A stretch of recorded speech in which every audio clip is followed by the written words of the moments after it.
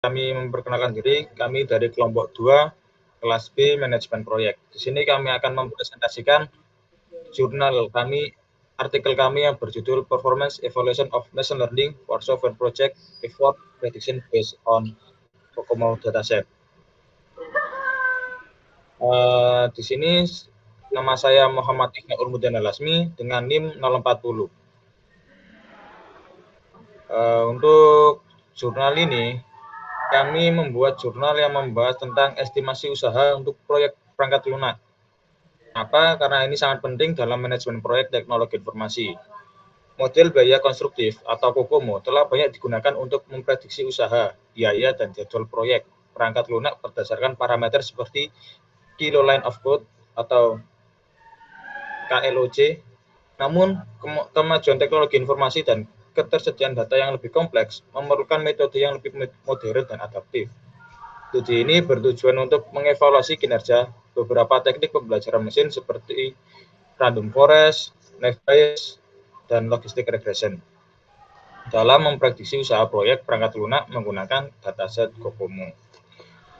Dataset Kokomo sendiri dikembangkan berdasarkan data proyek perangkat lunak NASA dari tahun 1970-an yang mencakup 63 proyek dengan variabel seperti ukuran kode KLOC, jumlah personel, platform pengembangan, bahasa pemrograman, dan environment pengembangan.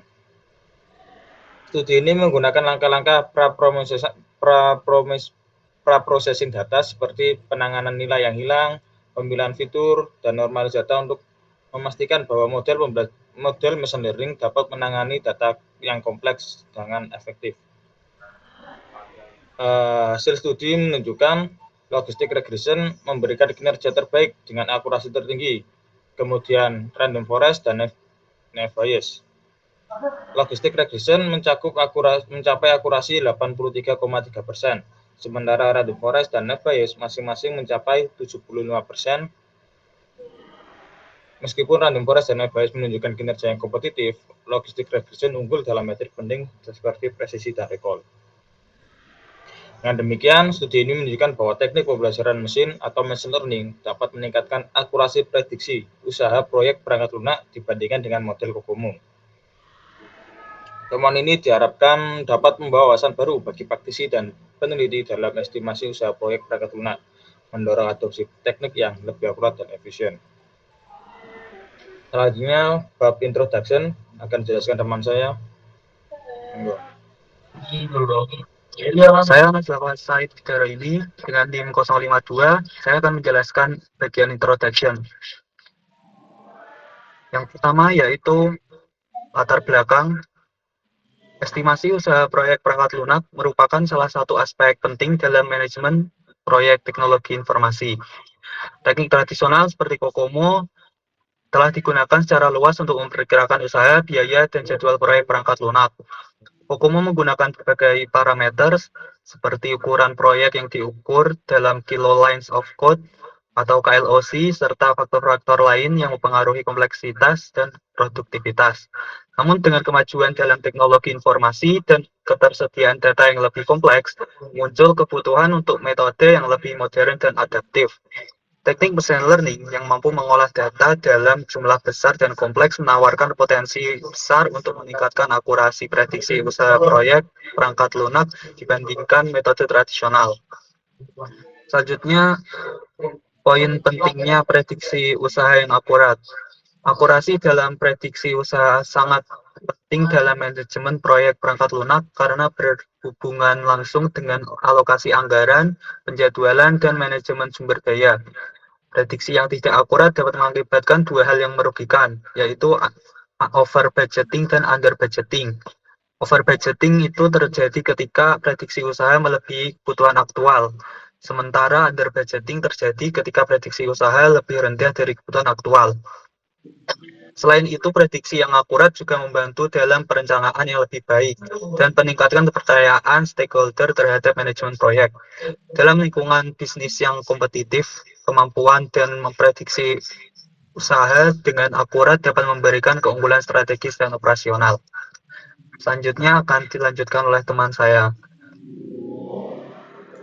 Baik, untuk selanjutnya Perkenalkan, nama saya Arvina Syariah Munshi dengan 3 digit NIM terakhir 043.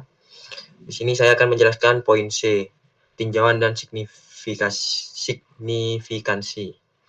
Dataset COCOMO dari proyek NASA tahun 1970-an adalah referensi penting untuk estimasi proyek perangkat lunak. Dengan data dari 63 proyek, dataset ini memungkinkan pengujian berbagai teknik pembelajaran mesin untuk menemukan model prediksi terbaik, memastikan hasil yang valid dan praktis. Selanjutnya, poin D, tujuan penelitian. Penelitian ini mengevaluasi teknik pembelajaran mesin seperti random forest, naive Bayes, dan logistic regression untuk memprediksi proyek perangkat lunak bisnis. Penelitian ini juga membandingkan teknik ini dengan model COCOMO tradisional untuk meningkatkan akurasi estimasi proyek bisnis, memberikan wawasan bagi praktisi dan peneliti. Untuk selanjutnya akan dilanjutkan oleh teman saya.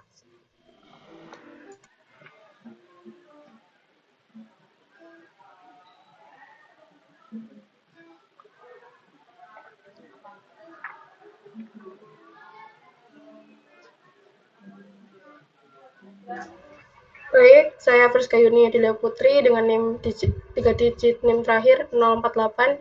Di sini saya akan menjelaskan tentang literatur review. Di literatur review ini membahas tentang atrisi karyawan dalam manajemen project dan bagaimana pembelajaran mesin yang dapat membantu memprediksi dan mengurangi masalah ini. Di mana atrisi karyawan ini yang merupakan keluarnya karyawan secara sukarela atau tidak sukarela dapat menyebabkan biaya rekrutmen dan pelatihan yang lebih tinggi, hilangnya pengetahuan organisasi dan turunnya moral karyawan. Faktor-faktor seperti ini juga menunjukkan ketidakpuasan kerja, kurangnya peluang pengembangan karir dan kompensasi yang tidak memadai, serta manajemen buruk dan ketidakseimbangan kerja kehidupan menjadi sebab utama dari atrisi karyawan ini. Pembelajaran mesin learning yang memungkinkan perusahaan menganalisis data dalam jumlah besar untuk memprediksi karyawan yang mungkin akan keluar dan mengidentifikasi faktor yang menyebabkan si karyawan itu keluar. Untuk algoritma umum yang sering digunakan untuk masalah ini, yang pertama regresi logistik, random forest, dan mohon keputusan.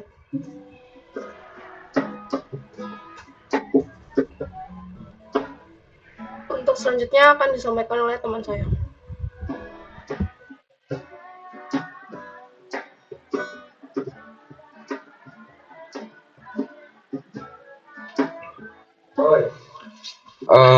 Saya Ahmad Arsa Albar dengan 3 digit NIM terakhir 055 akan menjelaskan bagian metodologi.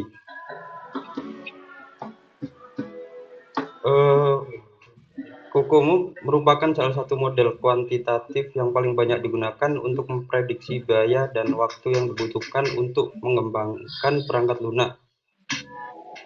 Variabel utama yang digunakan untuk memprediksi effort proyek adalah KLOC yang merupakan estimasi baris kode program dalam ribuan baris.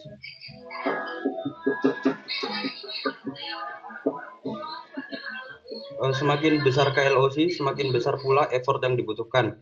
Variabel lain yang berperan adalah personel, yaitu jumlah orang yang bekerja pada proyek. Tujuan dataset ini adalah melatih berbagai model machine learning untuk memprediksi effort berdasarkan atribut-atribut tersebut.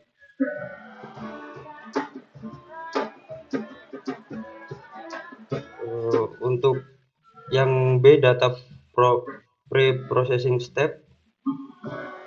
Yang pertama ada handling missing values, yaitu penanganan nilai yang hilang, yang mana sangat penting dalam analisis data dan pemodelan machine learning. Nilai yang hilang dapat menyebabkan bias dan mengurangi akurasi model prediksi. Ada pula metode untuk menangani nilai yang hilang. Yang pertama, identifikasi nilai yang hilang, yaitu hal ini dapat dilakukan dengan menggunakan fungsi is_null pada pustaka pandas untuk menampilkan jumlah nilai yang hilang pada setiap variabel. Yang kedua, menghapus nilai yang hilang merupakan menghapus baris atau kolom yang memiliki nilai hilang namun Ini hanya disarankan jika jumlah nilai yang hilang relatif sedikit dan tidak signifikan. Yang ketiga, ada mengisi nilai yang hilang. Alternatif lain adalah mengisi nilai yang hilang dengan metode imputasi seperti mean, median, atau mode.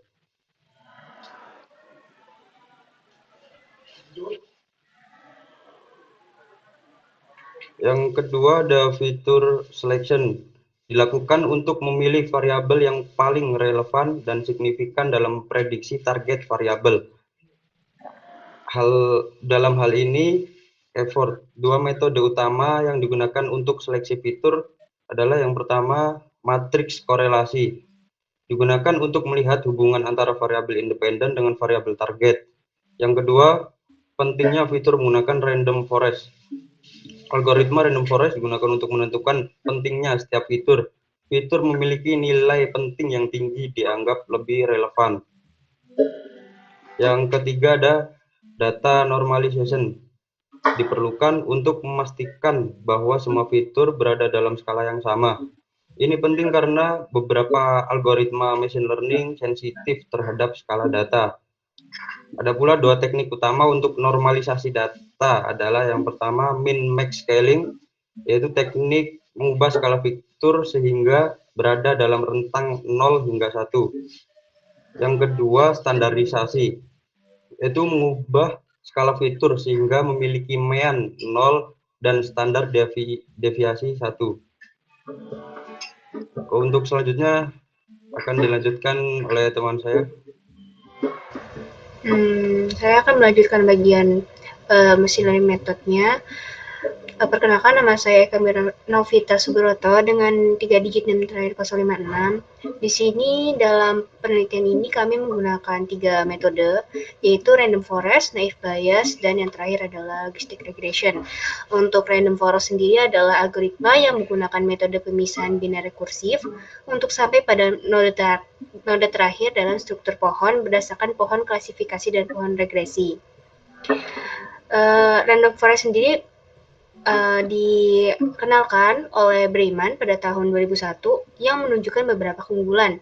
Yang pertama adalah kemampuannya dalam menghasilkan kesalahan yang relatif kecil, lalu kinerja klasifikasi yang baik, kemampuan memproses data pelatihan dalam jumlah besar secara efisien, dan metode yang efektif untuk memperkirakan data yang hilang. Langkah-langkahnya yaitu mengambil sampel cast subset pelatihan, membuat setiap model pohon keputusan, dan mengumpulkan K pohon dalam model RF-nya. Kemudian untuk model kedua adalah naive bayes. Naive bayes sendiri adalah salah satu teknik data mining yang digunakan untuk melakukan klasifikasi berdasarkan teorema bayes. Naive bayes cocok dalam mengatasi ketidakseimbangan data atau data imbalance, yaitu data yang salah satu kelasnya memiliki sampel yang sangat sedikit dibanding kelas lain. Nah, naive bayes sendiri juga digunakan untuk memprediksi probabilitas keanggotaan suatu kelas dengan akurasi dan kecepatan tinggi saat diterapkan ke dalam database dengan data yang besar. Dapat dikatakan, naive bayes bekerja dengan menghitung sekumpulan probabilitas dengan menjumlahkan frekuensi dan kombinasi nilai dari dataset.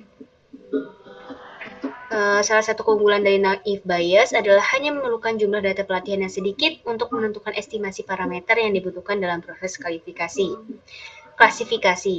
Kemudian yang terakhir adalah metode logistic regression, yaitu teknik statistika dalam menganalisis data yang bertujuan untuk mengetahui hubungan antara beberapa variabel, di mana variabel respon yang bersifat kategorik baik nominal maupun ordinal dengan variabel penjelas yang bersifat kategorik atau kontinu.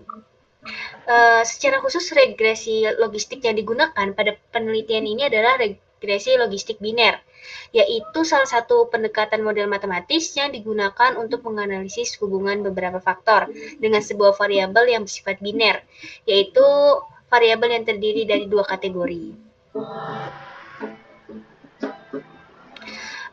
Untuk bagian selanjutnya akan dijelaskan oleh teman saya.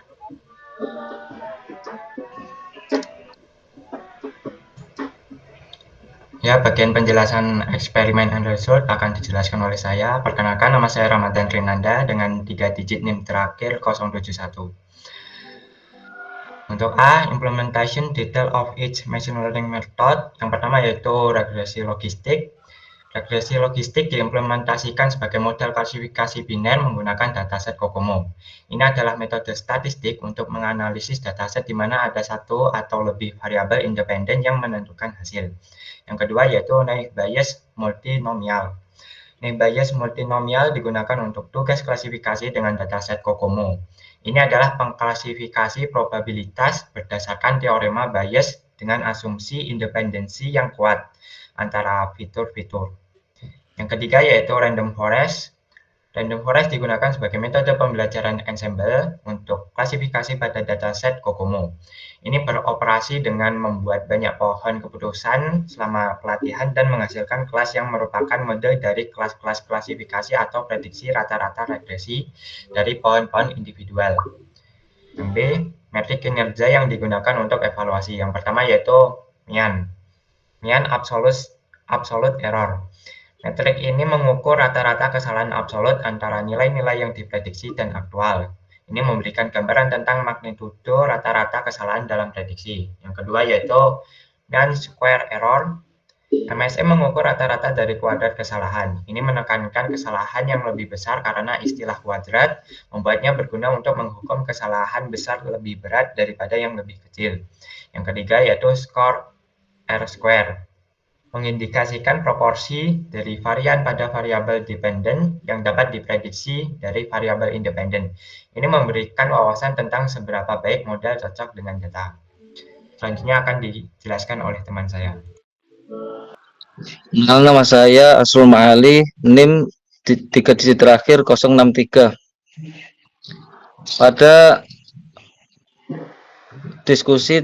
Pada langkah D, diskusi tentang kinerja setiap model. Regresi logistik mencapai akurasi, presisi, recall, dan F1 score tertinggi di antara model, menunjukkan efektivitasnya dalam mengklasifikasikan produk prediksi usaha proyek perangkat lunak. Naive Bayes multinomial. Meskipun menunjukkan kinerja kompetitif, ia sedikit kalah dibandingkan dengan regresi logistik dalam hal akurasi dan F1 score. Lalu model terakhir, random forest, menunjukkan hasil yang sebanding dengan naive Bayes multinomial, namun dengan kesalahan yang lebih tinggi, terutama dalam hal MAL dan MSE. Untuk kesimpulan dari hasil eksperimen ini, regresi logistik muncul sebagai model yang paling cocok untuk prediksi usaha proyek perangkat lunak berdasarkan dataset COCOMO, mengungguli model-model lain dalam sebagian besar metrik. Namun eksperimen dan penyetelan lebih lanjut mungkin diperlukan untuk mengoptimalkan kinerjanya lebih lanjut dan mengatasi tingkat kesalahan yang lebih tinggi. Selain itu, menjelajahi metode ensemble atau teknik lanjutan lainnya juga dapat menghasilkan peningkatan dalam akurasi prediksi. Untuk materi selanjutnya akan dijelaskan teman saya. Oke, selanjutnya bab diskusi. Model performance in project effort prediction software. Yang pertama, random forest. Dalam random forest ini menunjukkan akurasi dan presisi tertinggi dalam klasifikasi proyek. Random forest mampu memisahkan kelas dengan sangat baik atau area under the curve-nya sangat tinggi. Kemudian keunggulan dari random forest ini sendiri adalah dalam menangani variabilitas data dan mengurangi overfitting melalui backing dan subsampling fitur. Yang kedua, naive Bayes. Meskipun tidak sebaik seperti random forest, akan tetapi naive Bayes unggul dalam skor recall dan sangat efektif dalam mengidentifikasi kelas positif. Memiliki nilai AUC yang sebanding dengan random forest, meskipun menghasilkan lebih banyak false positif. Kelemahan dari naive Bayes sendiri adalah terletak pada asumsi independensi fitur yang sangat jarang terpenuhi dalam data yang nyata atau real data. Yang kemudian logistic regression.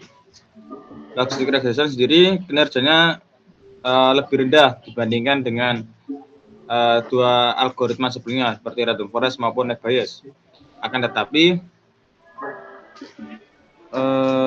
mungkin logistik regression ini kurang fleksibel dalam menangkap kompleksitas data proyek. Akan tetapi tak beragam karena kesederhanaan interpretasinya dan kemampuan memberikan probabilitas kelas untuk pengambilan keputusan lebih lanjut. Seperti itu.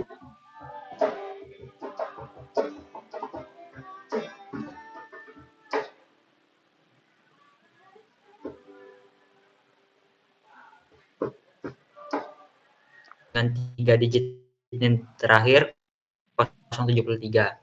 Jadi penelitian ini mengonfirmasi bahwa teknik machine learning dapat bekerja lebih baik daripada model prediksi tradisional seperti COCOMO. Secara khusus, Random Forest menunjukkan kemampuan yang unggul dalam estimasi upaya proyek dengan akurasi dan presisi yang lebih tinggi. Ini menunjukkan bahwa model machine learning yang mampu menangkap non-linearitas dan interaksi kompleks antara fitur dapat memberikan prediksi yang lebih akurat. Kemudian untuk implikasi praktisnya, temuan ini tentu sangat penting bagi industri, di mana penggunaan teknik machine learning seperti Random Forest dapat meningkatkan akurasi estimasi upaya proyek, yang pada gilirannya dapat mengurangi resiko kegagalan proyek dan membantu perencanaan sumber daya yang lebih efektif.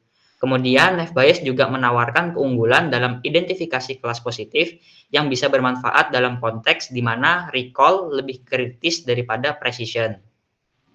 Selanjutnya untuk bagian D-nya, tantangan dan keterbatasannya, meskipun hasilnya menjanjikan, ada beberapa tantangan dan keterbatasan yang perlu diperhatikan.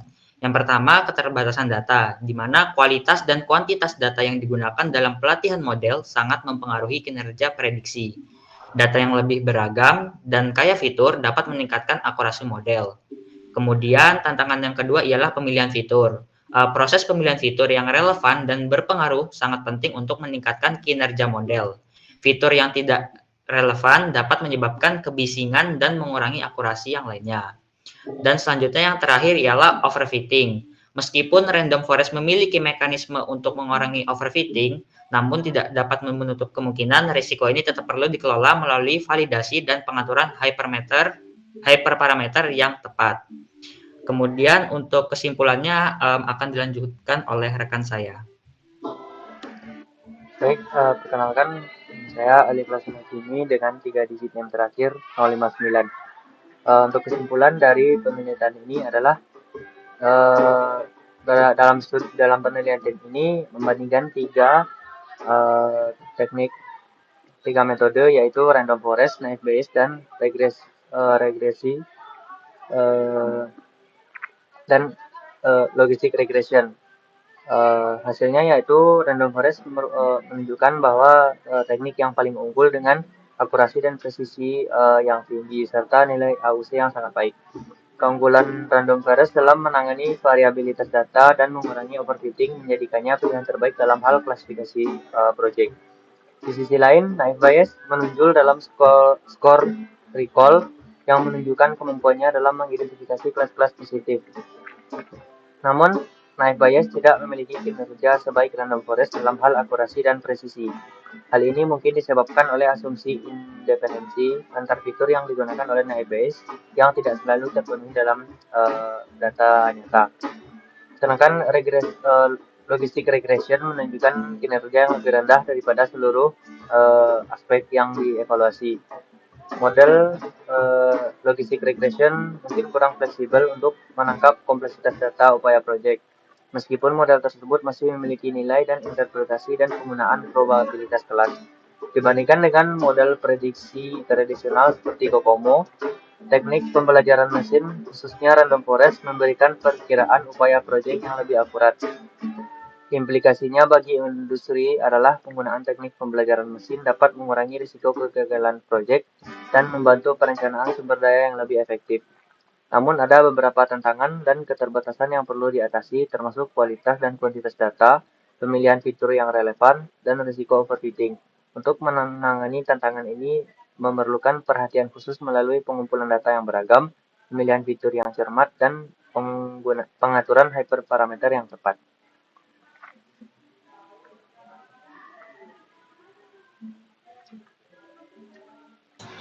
Oke, mungkin itu saja presentasi dari artikel kami.